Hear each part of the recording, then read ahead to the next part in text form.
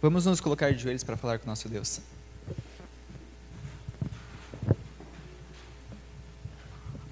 Querido bom Deus, eterno Pai, Deus de amor e de misericórdia, muito obrigado por cada um que está presente.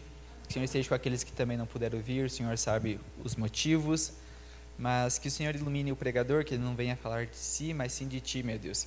Que tudo que for proferido, que a gente possa absorver para nós e voltarmos um pouco melhor do que aqui entramos hoje. Amém. É isso que lhe pedimos e agradecemos, em nome de Cristo amado Jesus. Amém.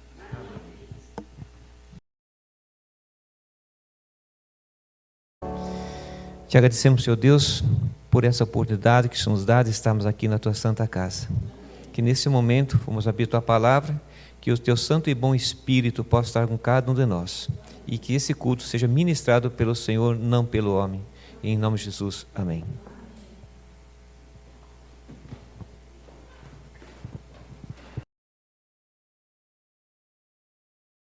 Não sei se vocês repararam, mas o nosso plano de fundo mudou um pouquinho agora, desses últimos momentos. Está com um papo jovem, né? Marcas de Cristo, que é o tema da nossa semana de oração que foi. Ontem tivemos o encerramento com Santa Ceia para quem esteve presente, foi algo lindo. Mas ainda temos um último tema que hoje nós falaremos. Mas falaremos de uma forma um pouco diferente, como estamos hoje com uma programação toda jovem.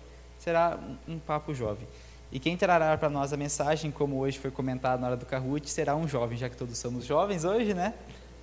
O senhor Moacir, mais conhecido como meu pai, para mim. Bom, primeira coisa, vamos trocar de lugar. Eu não consigo ficar aqui.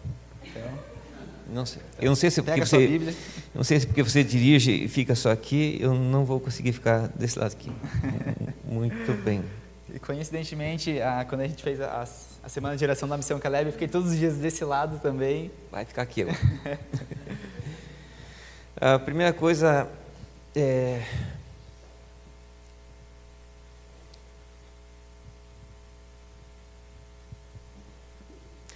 um privilégio estar com meu filho aqui. Amém. Meu melhor amigo. Amém. Não sei como é que vai ser em julho. Ter outro filho pastor, trabalhando. Jurandir, ver o Jader recolhendo oferta, é emoção. Ver o filho aqui. Ver o Eric no som, né, Admir, né, Mara? Lá em cima, lá, cantando junto, vocês não viram, ele estava cantando com a esposa. Junto ali, né? A Stephanie. São filhos que estão conosco aqui. Que cresceram, né? Eu conheci a Stephanie com 13 anos, Stephanie. E a gente chegou aqui e se grudou na meia, eu me lembro. E cada vez que a Meire não estava, você me abraçava. E eu abraçava você como uma filha, né? Ficamos bastante tempo juntos assim e cresci como uma filha. Viver os nossos jovens aqui é um privilégio. Mas as mães que não têm jovens aqui, não desista. Os seus filhos, orem, porque o último grande milagre de Deus aqui nessa terra é trazer os filhos de volta para o lar. Não se preocupe. Só que não desista. Nivaldo, Terezinha, Mércia, Alderi, aí não está aqui a Leonilda, né? Tantos outros que não têm os seus filhos aqui, não desista. Orem.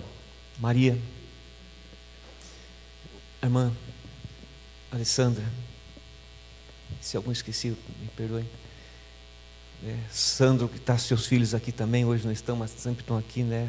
Ele sempre pede pela família. Nunca desista de orar por eles. Eles vão estar um dia aqui. Então, a primeira coisa que eu digo assim, obrigado, né, por estar aqui com o meu melhor amigo. E às vezes, ainda mais nessa época jovem, né, a gente é muito cabeça dura, né? E como até mesmo a gente viu na lição ali, a gente tem que ter mudança, né? Eu não entendi esse seu aham aí, hein? Às vezes a gente acha que sabe tudo, mas a gente precisa realmente de muita oração e para Deus transformar-nos, para Deus nos mudar, né? E a gente sabe que hoje, com a grande tecnologia, muitas mudanças, uma hora é A, outra hora já é B, as coisas passam muito rápido, né? E a gente, como comentei, a gente às vezes é cabeça dura, como a gente viu na lição, a gente tem que ser mudado, a gente tem que deixar o velho eu para trás, para Deus agir em nós, né? E mesmo com tudo isso, por que às vezes a mudança é tão difícil?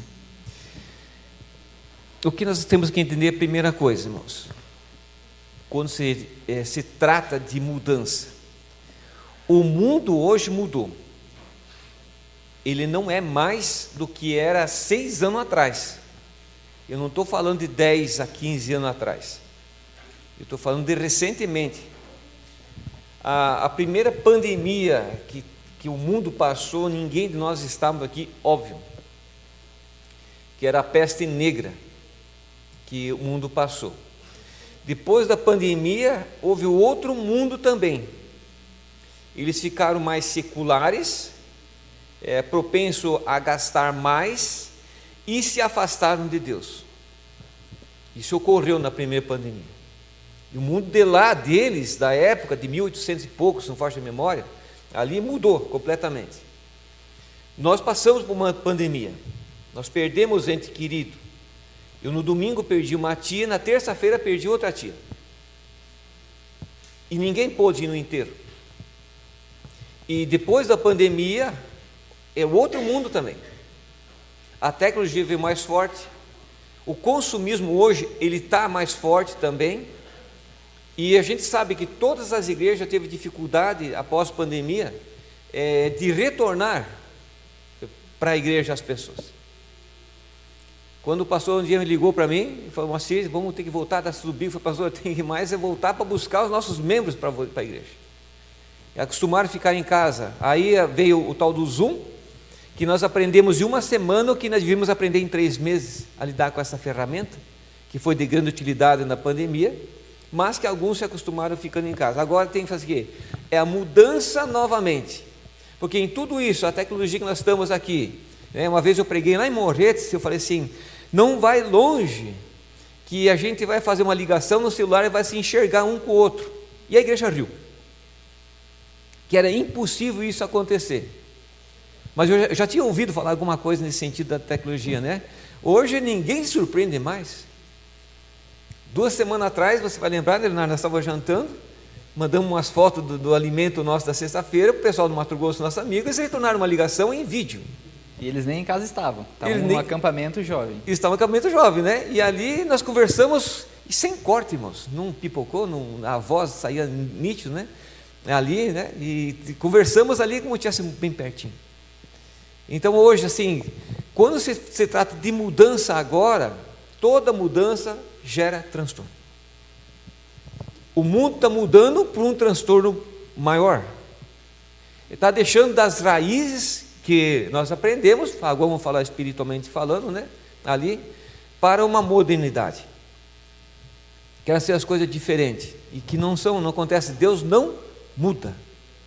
Então agora, para mudar, voltar a ser, existe essa transformação só pelo poder do Espírito Santo. A igreja hoje, né, ela quer ser mais, vamos dizer assim, moderna em certas situações, ou até mesmo certas doutrinas, que Deus não mudou. Que Deus não mudou. O pastor Adailson, me lembro que eu assisti um vídeo dele que falou assim, quando ele falou em mudança no canal dele, ele perdeu 500 seguidores. Porque não querem que mude. Tem que ser do jeito que eu sou. Então, o que faz com que a mudança seja tão difícil? É aquilo que eu já acostumei a fazer, mas não está correto. Um dia eu cheguei para o meu primo e falei assim, vamos estudar a Bíblia? Ele falou, não. Eu falei, por que você não quer? Porque eu sei que eu faço coisa errada aqui, eu não sei que é errado, você vai me mostrar que é errado, eu vou ter que deixar de fazer. Então é uma coisa bem complicada aqui, né? Então às vezes a mudança para nós aqui, muitas pessoas, vamos dizer assim, rebatem, né? Não querem mudar, querem ser assim, desse jeito, dessa maneira. Hoje parece que o que a gente vive eu não quero mudar, eu quero que os outros mudem, se adaptem a mim, para eu não precisar me deslocar, que eu fique acomodado onde já estou, né? E isso dificulta, no tanto que a tecnologia veio para algo positivo, que supriu a nossa necessidade momentaneamente, mas consequentemente nós nos acostumamos com aquilo, muitos, e não retornaram. Acharam cômodo, é gostoso eu ficar na minha própria cama, ali deitadinho, vendo o sermão, dou umas cochiladas, acordo, e está tudo bom para mim, né? Exatamente, então essa mudança tem que gerar que o mundo mudou todo, mas nós não deveríamos seguir todo o mundo. Lógico, hoje a mudança ela é boa. Vamos dizer, na tecnologia, por exemplo, eu quero hoje comprar uma peça para roçadeira que quebrou, né? Que você quebrou, que você que pagou, né? Ali, o que você fez aqui? Rapidinho, ela veio de Santa Catarina e no outro dia estava em casa. Então é uma coisa bacana, você não precisa, nós não precisamos mais se locomover. Até mesmo hoje, você pode fazer compra, o supermercado vai entregar na sua casa. Qualquer coisa que nós queremos comprar hoje, tem a internet que vai fazer. Então, muitas lojas hoje, por exemplo, estão, não digo fechando, você vê assim, mas não tem ninguém, como é que eles sobrevivem? Sobrevivem porque eles fazem a venda via internet, uma coisa bacana. O que nós temos que entender é que essa mudança que girou parou bem muitas vezes, ela não pode afetar a nossa fé na mudança aqui, né? E quando a gente fala de uma mudança rápida, drástica que a gente sofreu, me veio Saulo Paulo. Foi exatamente como a pandemia, a gente é acostumado a vir presencialmente, sentar, escutar, e num clique houve a mudança ali, ficou cego e se transformou, né? E existe Paulos assim hoje, de mudança? Existem muitos Paulos hoje, né? Pessoas, pode ver o provérbio que a gente viu agora aqui, né? Era uma pessoa que tinha raiva, ela era explosiva, sem paciência, né? Mas depois que conheceu a igreja, ali, o Espírito se transformou, que ela foi para a igreja e quer se batizar. Mas como assim se batizar? Assim, não, eu já conheço, porque pegou um canal e já estudou toda a Bíblia. Existe muito isso aqui.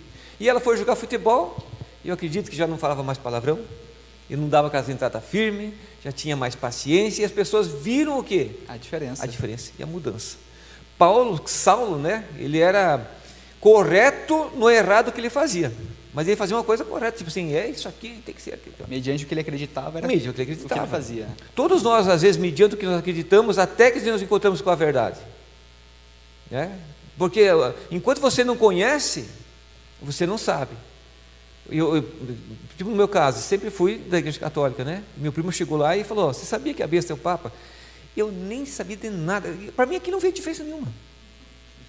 Não tinha diferença nenhuma, porque eu nem sabia. Depois que estuda, eu falei, nem é o Papa, é a besta mesmo, né? É um sistema, esse é outro estudo, né? Mas muitas vezes assim, falta o conhecimento. Agora, Saulo, né, tem que se encontrar diretamente com quem? Com Cristo.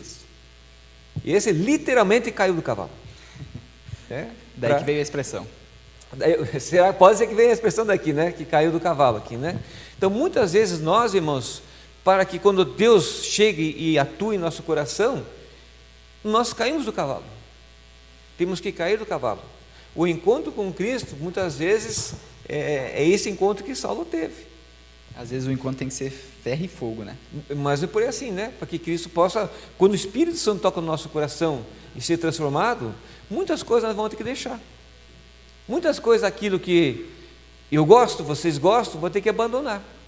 Então, o que eu falei, gera um transtorno, mas para o bem. Aqui, Saulo passou por esse transtorno, por esse momento difícil dele, até ele encontrar a Cristo, né? Ficou cego, depois Ananias foi lá, fez a oração, e ele voltou a ser o apóstolo dos gentios, né? Mencionado ali como apóstolo dos gentios a pregar o Evangelho. Sim, e um texto muito interessante que nos traz, para quem quiser acompanhar também, está em 2 Coríntios 5,17.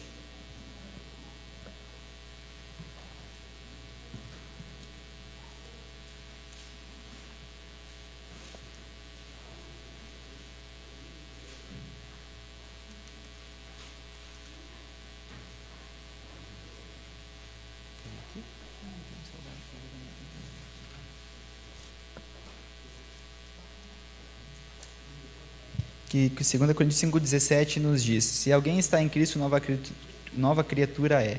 As coisas velhas já passaram, eis que tudo novo se fez, né? Então, quem está em Cristo, ela é o quê? Uma nova criatura. Então, difícil você estar em Cristo e ser a mesma. Então, exatamente como a gente viu no Provérbio 20, é o que a gente fala, quando a gente aceita Cristo, o nosso viver, o nosso dia a dia, como jogava bola, era uma pessoa estressada, a gente muda, a gente não precisa falar, eu aceitei a Cristo, o meu agir mostra que eu aceitei a Cristo. A diferença é grande, né? Vamos dizer assim, já que é papo jovem, né? Ela é gritante, né? Antes e depois, chamado divisor das águas, né? quem era você antes e quem você é hoje, né? Então, assim, a diferença é grande. Quando Cristo vem, ele faz a mudança como fez o apóstolo Paulo, né? Que foi assim, que todos conseguiam. Mas não era aquele que perseguia a gente, agora está pregando o evangelho, né? Totalmente diferente, né? Uhum. E por que Deus ele não muda tudo de uma vez só como um clique? Ele mudou Paulo, foi rapidinho, caiu o cavalo, foi na cidade lá, ficou cego e pronto. Existe chamada a escada da santificação, né? Nós não temos hoje aquela fada madrinha com como é que chama? Aquela varinha lá, Vara né? de condão. Vara de condão lá, e bate na cabeça, faz plim, aquele barulhinho lá e está tudo feitinho, né? A escada da santificação, irmãos, ela é um passo cada vez. Eu acredito que a maioria de vocês já subiu a escada, alguma escada colocando 2 degraus. Olha lá, os mais novinhos aí estão, né? Em vez de pegar um, já vai para o segundo, pula aqui assim, né? Tentar subir o mais rápido possível, né? Mas se a escada for grande, não dá certo, você já cansa ali, né? Então a escada de santificação é um passo cada vez. Nós temos que entender o seguinte: nem todos nós conhecemos todas as coisas. Você faz um estudo bíblico, você não conhece todas as coisas. Existe um processo de conhecimento que leva às vezes anos para você entender. Mesmo assim, você não conhece todas as coisas. Você não é entendedor de todas as coisas. Eu vou dar um exemplo para vocês aqui, por exemplo. Quando eu comecei a estudar a palavra de Deus, eu estudei numa tenda. Tinha mais ou menos 200 pessoas, lá no Rio Verde, com o pastor Reginaldo Keffer. E era 90 noites de evangelismo. Que eu lembre, se eu perdi umas 4 noites, foi muito que eu perdi. Mas todas as noites lá, aprendendo. Só que ninguém tinha me ensinado ainda que eu não podia jogar baralho. Foram doutrinas, né? Mas ninguém dizia assim: o baralho foi feito por Satanás, colocou copa, damas lá e reis para disfarçar, coisa e tal. Isso um cristão nenhum deve jogar isso aí. Ninguém me tinha falado. Aí estava em Morretes lá, o meu irmão Celso aqui, né? Ele falou assim para eu com a Meire: vamos lá na praia, lá na casa do Clécio, um amigo nosso que faleceu já. Vamos, falei, no sábado à noite, né? A gente foi lá.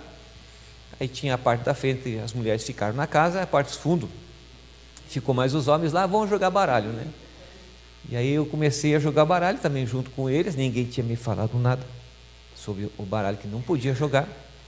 Quantos aqui jogam truco? Ou jogam não, sabem jogar o truco, né? Aí alguns já sabem jogar, ali assim. E eu estava jogando, né? Estava um amigo meu, de dupla, contra um outro amigo lá. E outro amigo, que era o Dr. Luri, né? Que é o nosso dentista. E ele trucou, ele falou truco, né? E eu estava com a maior carta do baralho, estava comigo, chamado gato. E eu estava por último. Daí eu levantei para 6, né? Eu quero 6 pontos, né? Mas não foi tão calminho assim, né? Pode ter certeza, né? E aí ele falou assim, ele estava com a segunda a maior carta. Ele falou: vamos ter que ver se ele está realmente com a maior ou não, né? Mandou jogar e nós ganhamos 6 pontos. Nisso vem o meu irmão, que tinha ido no banheiro, e falou: o que aconteceu aqui? Aí o doutor Luri falou assim, né? Olha, eu truquei aqui e levei uma 6ada na cara do teu irmão aqui. E ele falou assim: você foi besta, né? Ele é adventista, ele não mente. Então assim, o truco você tem que mentir um pouco ali, né? Mas no meu caso eu não estava mentindo, né? Mas eu não sabia. Então o processo, às vezes, Deus não muda assim, da noite, hoje me batizei, amanhã eu sou santo. Não existe isso, né? Existe o processo da escada de santificação. Mas tudo que a gente vai aprendendo, a gente deve o quê? Tentar pôr em prática aqui. Não conseguimos, nós somos imperfeitos, né? Mas Deus atua dessa maneira aqui. E muitas vezes, irmãos, são irmãos que chegam até a gente. Assim que eu batizei, assim, eu estava no sábado à tarde, e eu gostava muito de jogar futebol sábado à tarde, muito. Mas eu era assim, eu cheguei a jogar com profissionais, não como profissional, mas com profissionais no campo, assim, tinha acho que 9 profissionais, assim, do time ali da Colônia Faria, eu era o único dos jovens que conseguia entrar naquele time lá, enfim, mas eu já tinha sido batizado, eu falei: não posso jogar. E nisso eu estava na frente da igreja, que a Meire cantava num quarteto, né? Ela cantava num quarteto, e ela estava para ensaiar, e eu fiquei ali, e ela já tinha ensaiado, ia começar o JA, e passa um com a bicicleta, com a bola topper atrás, e o sábado à tarde ali, e às vezes na hora vê assim: o que eu estou fazendo aqui? Nisso vem um irmão muito experiente, irmão Ivo, já faleceu, ele me abraçou e falou assim: dá uma olhada para essa cidade toda aqui, ó. Ninguém conhece a Jesus, se conhece superficialmente. Agora você está no caminho de Deus. Ele fez as palavras assim, que Deus falou assim: deixa eu mandar alguém consolar esse menino aqui, que na época bem jovenzinho aqui, que ele vai entender mesmo que é a guarda do sábado, né? Então a mudança, ela é gradativa, não é de uma vez só. Sim, até mesmo quando a gente vê em Atos de 9, 19 a 30, quando fala de Paulo, quando ele começa a pregar, né, ele passa por esse processo de crescimento, né? Então é gradativo. Às vezes a gente acha que realmente, né, desceu a água, subiu, transformado, né? Esse é um detalhe, irmão. Irmão. Quando alguém batiza aqui, de repente comete algum erro, a igreja deve fazer o quê? Levar para disciplinar? Porque, não. Vai, primeiro veja aqui, né? Como eu falei, muitas vezes, de sexta-feira à noite, um dia o meu irmão recém-batizado falou assim: vamos jantar em tal lugar. Não é sexta, não, eu pago a sua janta. Eu pago, você pode ir lá, você não vai pagar nada, vamos com a gente. Eu fui. Mas agora, se alguém me visse naquela sexta-feira, naquele lugar, jantando, que eu era adventista, o que eles iam falar? Olha lá. Olha lá, olha o cara jantando na sexta-feira, tal lugar lá. Hoje, se me convida, eu não vou. Mesmo que alguém me pague, eu não vou. Muito provavelmente não te chamaria para entender a situação, o que levou a ocorrer, estar ali, né? Exatamente. E às vezes a gente tem esse critério, né? Em vez de... A pessoa está aprendendo, é a escala do crescimento, ainda não sabe todas as coisas, como comentou do baralho, né? Então, às vezes, a gente, em vez de largar a pedra, a gente taca a pedra, né? Exatamente, né? Ter a paciência por aqueles que se batizaram, por isso que nós temos um processo aqui de discipulado após batizado, né? Alguma família, alguns que deu estudo bíblico, a continuar, andar a segunda milha com essa pessoa, né? Após o batismo aqui. E a gente falando do batismo, quer dizer que tem que ter a nossa transformação, e a gente comenta sobre entra no Espírito Santo também, que atua nessa parte, né? E qual que é o nosso papel na transformação? Nós somos transformados quando nós pedimos a ajuda de Deus. Nós não conseguimos nos transformar a nós mesmos, né? O papel nosso é: Senhor, o que tem que mudar? Ir até Deus. Ir até Deus, o que tem que mudar? Agora, eu não vou ficar mudando em casa, por exemplo, mudar em casa se está aqui na igreja tendo um culto. Eu não tenho como mudar as coisas longe de Deus. Não existe mudança longe de Deus. Existe a mudança quando estou ao lado de Deus. Como é que eu estou ao lado de Deus? O que eu faço? É a lição da escola sabatina que estudar. É o estudo da palavra de Deus. Participar aqui dos cultos, estar presente. E Deus vai fazendo o quê? Vai mudando. Um oleiro não vai fazer um vaso se o barro está lá e ele está aqui. O oleiro vai assim: transforma. Não, é ele que molda. Então, se eu estou na presença desse Deus, deixar que o Espírito Santo transforme, a nossa vida ela vai ser transformada. Não existe, irmãos, coisas impossíveis para Deus. Não existe coisa impossível que Ele não possa transformar, desde que eu permita. Então tem que começar por mim. Como você falou, a gente comentou que é gradativo o nosso aprendizado, é como alimentação. Não basta a gente se alimentar 3 vezes na semana, né? Tem que ser todos os dias. Enquanto a gente não está aqui, tem que ter a nossa comunhão em casa, né? E que outra história te inspira de transformação? Muitas histórias ali, agora bíblica mesmo, assim, eu gosto muito de Nabucodonosor, da transformação. Quem era Nabucodonosor antes? Era um rei autoritário, brabo mesmo, daqueles, né, turrão, né? Se ajoelha, se não se ajoelhar vai para o fogo, né? O cara era assim mais ou menos bem difícil de se lidar, né? Mas você vê no capítulo 4, né, de próprio de Daniel aqui, ele mesmo escreve aquele capítulo lá, a punho com a mão aqui, ele conta a conversão dele, né? Ele teve que passar algum tempinho pastando como animal, né? E foi para ser o quê? Transformado, né? E Daniel tinha falado para ele assim: olha, meu colega amigo, faz alguma coisa aqui, porque o que eu sonhei aqui, o sonho não seria nem para inimigo, ele fala, né? E vai ali, daí ele ali acatou por 12 meses, mas depois que ele subiu lá em cima, disse que reino que fui eu que construí, nem foi ele, foi o pai dele, Nabopolassar, né? Mas ele deu terminou, vamos dizer, o acabamento final, né? Esse que é meu, foi o que fiz, Cristal, eu falei: não, vai pastar um pouquinho lá, né? O que Deus pode transformar com aquela pessoa que eram severos ali, Deus pode transformar conosco hoje também, né? Davi também é outro exemplo, que adulterou, matou Aí depois o médico Lucas fala assim, ó, ele andou segundo o coração de Deus. E Davi escreve o Salmo 51, o Salmo de arrependimento, que é a coisa mais bonita que tem, né? Sim.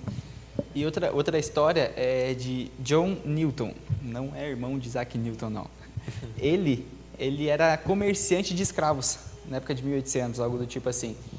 E também não acreditava em Deus, e houve uma transformação. Quando um dia ele estava com seu barquinho no meio de uma tempestade, perto de naufragar, e ele fez uma oração para Deus, sem acreditar. Senhor, tira-me daqui, e assim me transformarei. E Deus assim fez. Passou ele a tempestade, assumiu o controle da embarcação, e tempos depois ele virou um pastor e passou a defender os direitos dos escravos e não mais comercializá-los. Então, como é que Deus pode transformar a pessoa, né? Que comercializava a defender, né? Sim. Então, é o único que podemos ver que Deus transforma as pessoas também, né? Exatamente, é o único que pode, né? E muita gente quer ver sinal ou milagre que Deus, uma prova de Deus, né? Mas será que a transformação em si já não é o maior milagre que existe? Quando a gente aceita? É sempre falado assim, irmãos, a gente não vai para o céu sem uma estrela, certo ou errado? Certo. Certo. E se você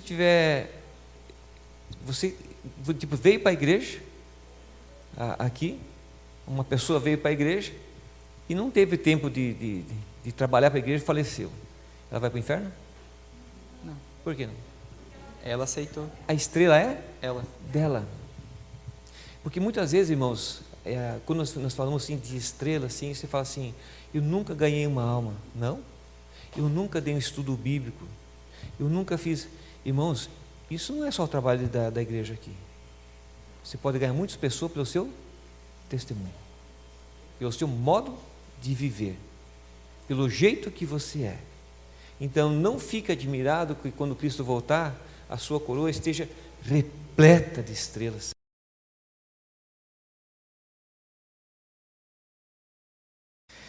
Nosso querido Pai eterno que estás nos céus, obrigado por esses momentos tão agradáveis que nós passamos na tua santa companhia. E uma bênção especial para todos os filhos, todos os jovens da igreja. Que eles possam estar com o Espírito Santo, por mais que tenha coisas, entre aspas, atrativas no mundo que às vezes tiram os nossos jovens da igreja, mas esses que estão aqui, que o Senhor possa preservar eles. Que eles possam ser uma luz nessa escuridão, que o testemunho deles possa ser diferenciado, que possa mostrar Cristo em vossos corações. Abençoe o Carlos também, nosso jovem, distrital aqui dos jovens, que não é uma tarefa fácil. Lidar com a juventude do distrito todo e motivar a cada um deles, que o Senhor possa estar abençoando a ele e os seus familiares.